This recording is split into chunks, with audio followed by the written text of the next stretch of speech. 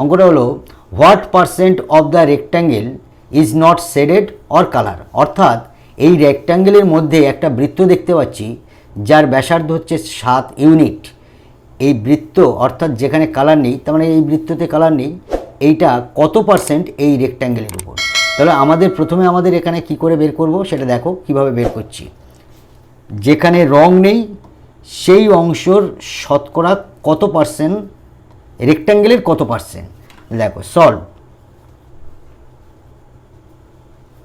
এখানে একটু লক্ষ্য করো, তাহলে আমাদের এই রেক্ট্যাঙ্গেলের একটা বাহু আমাদের এখানটা পেয়েছি।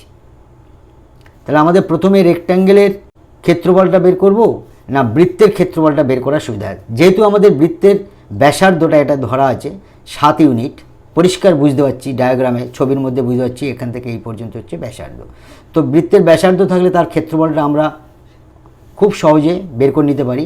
তাহলে এইখান থেকে এইটা যদি 7 হয়, তাহলে এখান থেকে এটা 7, এখান থেকে এটা 7, তার মানে এইটা 7, এটা 7, তার মানে কি এইটা হচ্ছে 14 হবে। 7 যোগ 7 এখান থেকে এই পর্যন্ত যায়, এখান থেকে এই পর্যন্ত, তাহলে এটা 14 আর এটা হচ্ছে 20, 14 ইউনিট 20 ইউনিট। তাহলে আমরা রেক্ট্যাঙ্গলের ক্ষেত্রফল পেয়ে যাব আর বৃত্তের ক্ষেত্রফল পেয়ে যাব। অতএব প্রথমে আমরা লিখছি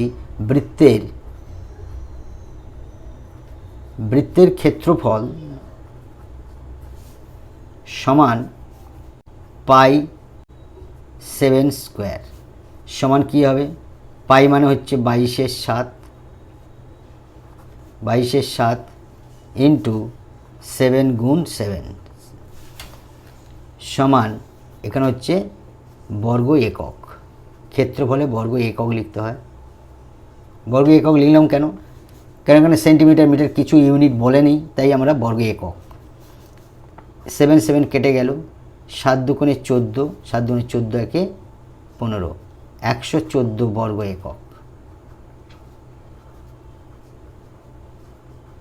এবার আয়তক্ষেত্রের পুরো আয়তক্ষেত্রের ক্ষেত্রফল, আয়তক্ষেত্রের ক্ষেত্রফল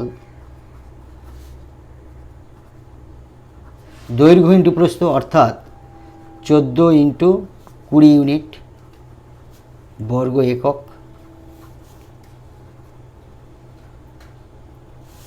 সমান 14 দুগুণে 28, একটা 0 বর্গ একক। তাহলে আমাদের 280 বর্গ একক পেয়েছি আর 154 বর্গ একক পেয়েছি।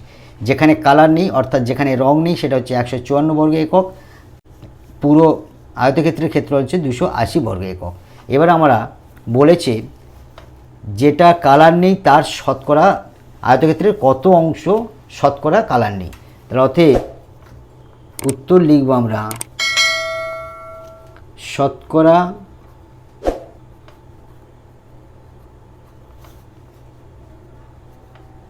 রং নেই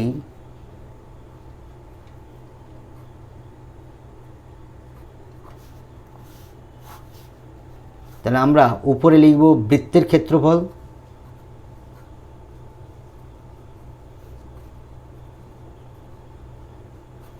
নিচে লিখব আয়তক্ষেত্রের ক্ষেত্রফল।